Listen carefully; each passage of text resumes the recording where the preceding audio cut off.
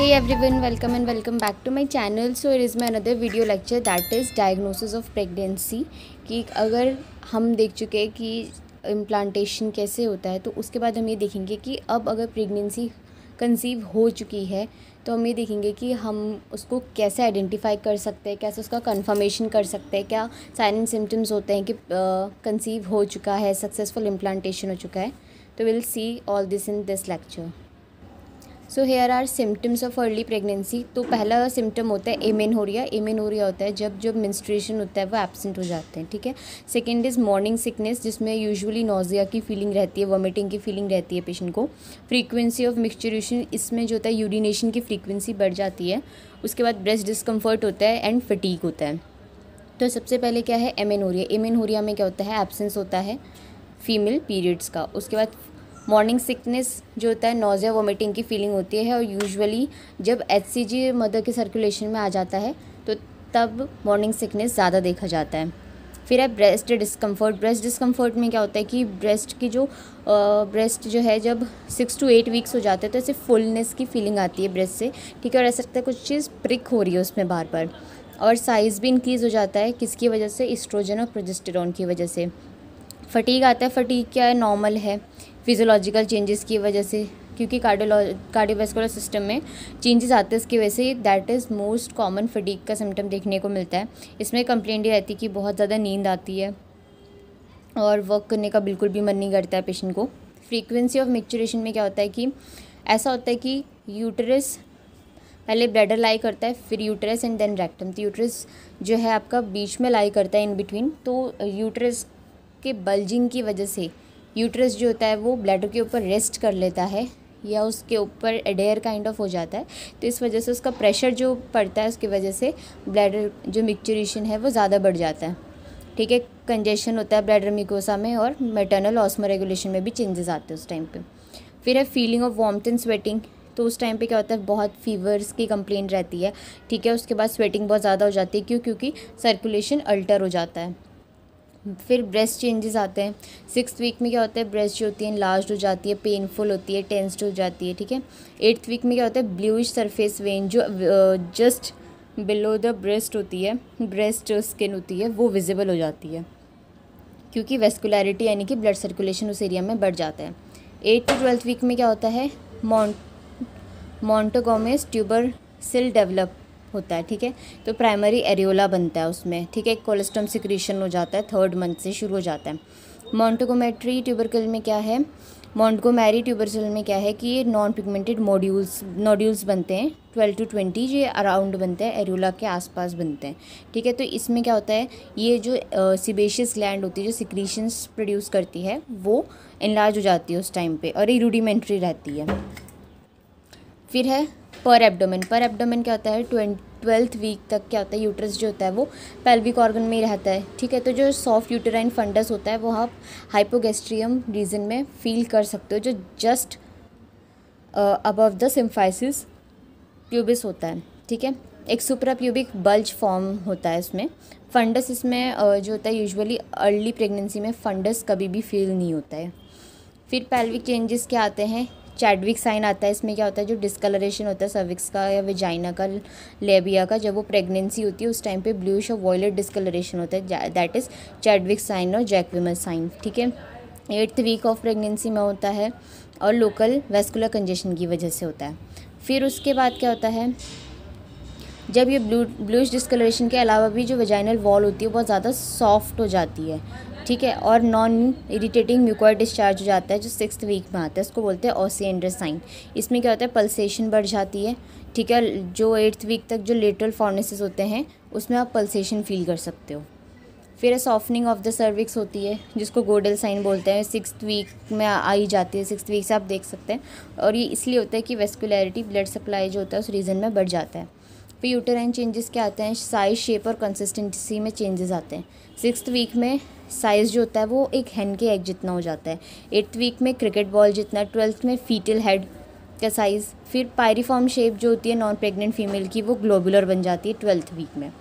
ठीक है. और प्रेगनेंसी जैसे जैसे एडवांस होती है सिमेट्री रीस्टोर होती है, और फिर यूट्रस जो होता है वो सॉफ्ट और इलास्टिक हो जाता है.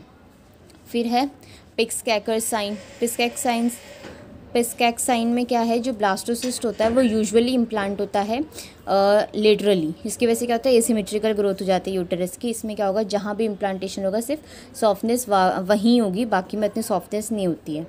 फिर हैगार साइन, ये 6 to 10th वीक में आता है। इसमें क्या होता है, जो अपर पार्ट होता है यूट्रस का वो एनलार्ज हो जाता है, बढ़ जाता है, लेकिन लोअर पार्ट जो है वो एम्प्टी और सॉफ्ट रहता है। फिर पामर साइन, पामर साइन में क्या, रेगुलर रिदमिक यूटेराइन कॉन्ट्रैक्शन आप देख सकते हैं आप जब आप बाई मैनुअल एग्जामिनेशन करेंगे। ये 4 to 8 वीक्स में होता है, ठीक है। तो कुछ इम्यूनोलॉजिकल टेस्ट होते हैं डायग्नोसिस के लिए, ये तो हम फिज़िकली देख के हम एक पल के लिए मतलब कि डायग्नोस कर सकते हैं। आप इम्यूनोलॉजिकली भी हम टेस्ट करते हैं। सबसे पहला प्रिंसिपल होता है, सबसे पहले प्रेगनेंसी टेस्ट जब भी किया जाता है तो उसमें एक एंटीजन HCG प्रेजेंट होता है मैटरनल यूरिन में या सीरम में। तो उसकी प्रेजेंस से ही हमारी जो प्रेगनेंसी होती है वो डायग्नोस होती है, ठीक है। तो इसमें क्या होता है, इसकी एक एंटीबॉडी होती है, या तो पॉलीक्लोनल होती है या मोनोक्लोनल होती है। ये कमर्शियली अवेलेबल होती है मार्केट में। तो ये HCG urine pregnancy test kit है। तो इसमें क्या होता है, रिजल्ट विंडो होती है, एक सैम्पल वेल होता है, इसमें एक टेस्ट लाइन, एक कंट्रोल लाइन, और इधर HCG कलेक्शन, फिर यूरिन कलेक्शन होता है।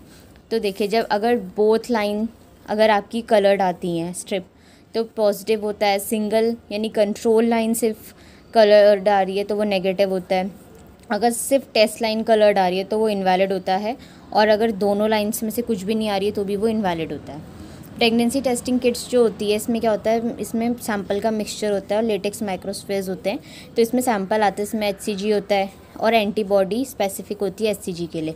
तो अगर HCG प्रेजेंट होता है तो एंटीबॉडी से बाइंड करेगा, तो क्या हो जाएगा, जो माइक्रोस्फेयर्स है उनका एग्लूटिनेशन नहीं होगा, तो पॉजिटिव टेस्ट में कोई भी एग्लूटिनेशन नहीं होगा, और अगर नेगेटिव होगा तो एग्लूटिनेशन हो जाएगा। और इम्यूनोलॉजिकल टेस्ट हम क्या करते हैं, एग्लूटिनेशन इनहिबिशन टेस्ट करते हैं। पहला डायरेक्ट एग्लूटिनेशन टेस्ट होता है, ये सेंसिटिविटी इसकी होती है 0.2 IU HCG पर ml। फिर एंजाइम लिंक्ड इम्यूनोसॉर्बेंट ऐसे एलाइजा करते हैं। एलाइजा में क्या करते हैं हम, ये मोनोक्लोनल एंटीबॉडी पे बेस्ड होती है। क्या करती है, जो यूरिन में HCG प्रेजेंट है उससे बाइंड करेगी। एलिसा जो होता है आपका, वो डिटेक्ट करता है HCG सीरम को up to 1 to 2 ml U पर ml, ठीक है।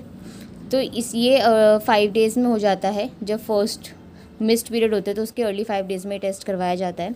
फिर फ्लोरोइम्यूनो ऐसे होता है, फ्लोरेसेंस एमिटेड होता है, इसे ये प्रोपोर्शनल होता है कि जितना अमाउंट HCG का होगा उतना ज़्यादा फ्लोरेसेंस जो होगा वो एमिट होगा। तो ये क्या करता है, अगर बहुत कम 1 MIU पर ml HCG है, ये उसको भी डिटेक्ट कर लेता है, और इसके लिए 2 to 3 आवर्स लगते हैं। फिर रेडियोलॉजिकल इम्यून ऐसे RIA ये किया जाता है, ये ज़्यादा सेंसिटिव होता है। और बीटा सब यूनिट भी अगर HCG की प्रेजेंट है 0.002 IU पर ml भी अगर प्रेजेंट है तो भी उसको डिटेक्ट कर लेता है, ठीक है। ये 8 to 9 डेज़ में ओव्यूलेशन के बाद पता चल जाता है इससे। इम्यून रेडियोमेट्रिक ऐसे होता है, ये सैंडविच टेक्निक यूज़ करता है होल HCG मॉलिक्यूल को टेस्ट करने के लिए। फिर अल्ट्रासोनोग्राफी कराई जाती है, एब्डोमिनल अल्ट्रासाउंड किया जाता है, ठीक है। 5th वीक में अगर करवा रहे हैं तो स्पेरिकल गेस्टेशनल सैक दिखाई देता है। 6th में फीटल पोल दिखाई देता है। 7th में क्राउन रम्प लेंथ दिखाई देती है। 7th में विजुअलाइजेशन होता है हार्ट मोशन का बेबी के। फिर 12th वीक में बाई पैराइटल डायमीटर हो जाता है 2.1 सेंटीमीटर का, ठीक है। 10th वीक में फीटल हार्ट साउंड सुनाई देती है। फिर ट्रांसवेजाइनल अल्ट्रासाउंड करते हैं। 4th वीक में गेस्टेशनल सैक दिखता है, यॉक सैक दिखता है 5th वीक में, और फीटल कार्डिक मोशन भी आप देख सकते हैं, और फीटल पोल भी आप 5th वीक में देख सकते हैं। सेकेंड ट्राइमेस्टर में क्या होता है, सब्जेक्टिव सिम्टम्स यही रहते हैं, नोजिया, वॉमिटिंग, मिक्चरेशन की फ्रीक्वेंसी बढ़ जाती है, ठीक है, थोड़े सबसाइड हो जाता है, एमेनोरिया रहता है, क्विकनिंग होती है। इसमें क्या होता है कि फर्स्ट टाइम 18 वीक तक उसको मतलब फर्स्ट टाइम ऐसे एक फ्लैटरिंग सा फील होता है, कॉन्ट्रैक्शंस फील होती है, क्विकनिंग होती है, ठीक है। और ये 2 वीक अर्ली होता है मल्टी ग्रेविडा में, ठीक है। फिर आता है प्रोग्रेसिव एनलार्जमेंट होता है आपका लोअर एब्डोमेन का। ऑब्जेक्टिव साइंस क्या होता है, इसमें फॉरहेड में और चीक्स में जो होता है पिगमेंटेशन हो जाता है 24 वीक तक, ठीक है। इसको क्लेस्मा ग्रेविडम बोला जाता है। फिर सेकेंडरी एरियोला फॉर्म होता है, ठीक है। प्राइमरी एरियोला के आसपास प्रोमिनेंट वेन हो जाती है, जो कोलोस्टम होता है वो थिक हो जाता है, येलोइश हो जाता है 16 वीक तक। फिर ब्रॉक्सटन हेड कॉन्ट्रैक्शन आता है, तो इसमें क्या होता है, ये पेनलेस कॉन्ट्रैक्शंस होते हैं, और इसमें अगर यूट्रस पे पाम रखा जाए तो वो रेगुलर इंटरवल पे वो कॉन्ट्रैक्शन फील होता है 10 to 20 मिनट्स के इंटरवल पे 16th वीक से। ये स्ट्रेटियाई ग्रेविडम होता है, ये लीनिया निग्रा होता है, ये फॉर्मेशन भी होता है, ठीक है। फिर उसके बाद यूटेरस एनलार्जमेंट होता है यूटेरस का 12th वीक में सिम्फाइसिस प्यूबिस से आप देख सकते हैं, ठीक है। 14th वीक में 2.5 centimetre above symphysis pubis, 16 week में 5 सेंटीमीटर अबव सिम्फाइसिस प्यूबिस। फिर 20th वीक में वो कहाँ चला जाता है, 2.5 सेंटीमीटर बिलो द अम्बेलिकस। 24 में जो होता है वो अम्बेलिकस के लेवल पे आता है। 28 में जो होता है एंसिफॉर्म कार्टिलेज और अम्बेलिकस के लोअर थर्ड वाले डिस्टेंस पे वो आ जाता है फंडिसाइट आपकी, ठीक है। फिर एक्सटर्नल बेलॉटमेंट चेक करते हैं, 20 से 26 वीक में होता है, ठीक है। ये फीटस को टॉस करके देखते हैं हम कि वो मूवमेंट कर रहा है या नहीं कर रहा है। फिर एस्कल्टेशन करते हैं फीटल हार्ट साउंड का, ठीक है। ये हम 18 to 20 वीक्स में देख सकते हैं। जो साउंड होती है वो एक जैसे कि पिलो के नीचे अगर आप वॉच रख दे तो टिक टिक की जो साउंड आपको पिलो के नीचे से सुनाई देगी, ये कुछ वैसी साउंड होती है। और इसकी जो बेबी की हार्ट बीट होती है वो 110 to 160 बीट पर मिनट होती है।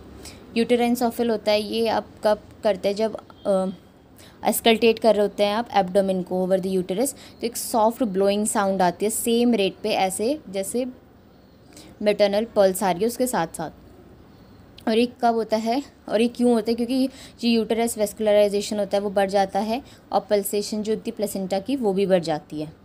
फिर आता है फ्यूनिक ऑफ फीटल सॉफिल, तो इसमें क्या होता है कि अम्बेलिकल आर्टरी से बहुत ज़्यादा ब्लड रश होता है, तो सॉफ्ट और मरमर सिंक्रोनियस हार्ट साउंड, मतलब हार्ट साउंड के साथ साथ आपको मरमर साउंड भी सुनाई देती है। फिर ब्लूइश डिस्कलरेशन होता है वल्वा, वजाइना और सर्विक्स का, ये ज़्यादा दिखाई देता है। इंटरनल बेलॉटमेंट में क्या होता है 12 to 28 वीक्स में आता है, ठीक है। डॉर्सल पोजीशन में जब फीमेल की होती है तो अगर आप 2 फिंगर प्लेस कर रहे हैं इंटीरियर वेजाइनल फॉर्निक्स में सर्विक्स के फ्रंट में और दूसरा आपका बैक पोर्शन में प्लेस्ड है यूट्रस फंडस के, तो जो फीटल हेड है या बटक है आप उसको फील कर सकते हैं अपनी इंटरनल फिंगर पे रेस्ट करते हुए, ठीक है। उसके बाद है नॉर्मली स्कैन। नॉर्मली स्कैन में क्या है, ये अल्ट्रासाउंड स्कैन होता है, बेबी के एनाटमी देखते हैं और ये हाफ एन आवर का टाइम लगता है। इसमें पूरा जितनी भी अबनॉर्मलिटीज़ अगर बेबी में फॉर्म हो रही हैं तो वो दिख जाती हैं। Head, heart, abdomen, internal organ, umbilical cord, limb, spine, ये सारा का सारा इसमें अच्छे से असेस किया जाता है। बेबी की ग्रोथ को मॉनिटर किया जाता है, प्लेसेंटा की पोजीशन देखी जाती है, फ्लूइड भी चेक किया जाता है। लास्ट टाइमेस्टर जो होता है 29 से 40 वीक्स तक का होता है, तो उसमें सिम्टम क्या होता है, एमेनोरिया रहता है, एब्डोमिनल प्रोग्रेशन होता रहता है, ठीक है। उसके बाद लाइटनिंग होती है 38 वीक में, जिसमें ब्लड और म्यूकस का शो आता है, फ्रीक्वेंसी रहती है मैच्योरेशन के, फीटल मूवमेंट्स देखने को मिलते हैं। लाइटनिंग में क्या होता है, ये 30 वीक्स के बाद आता है। ये क्यों होता है, क्योंकि जो यूटेराइन फंडस होता है वो नीचे ड्रॉप डाउन हो रहा होता है, तो वो क्या करता है, जो लिक्विड अमीनो अब्जॉर्प्शन होता है उसकी वजह से वो लोअर डाउन आता रहता है, तो फीटल हेड जो है वो नीचे नीचे आता रहता है। तो फीटल हेड की वजह से प्रेशर जो होता है यूरिनरी ब्लैडर पे बढ़ जाता है उस time.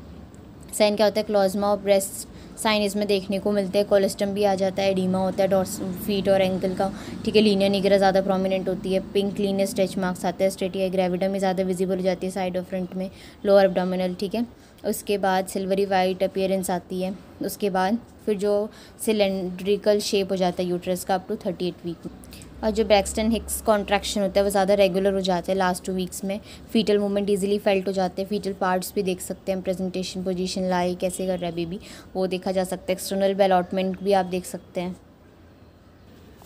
So thank you so much guys, this is the end of my video lecture. Hope you all guys found it useful, and if you have any queries please drop them in the comment section, and don't forget to like, subscribe and share my channel. Thank you so much, keep watching.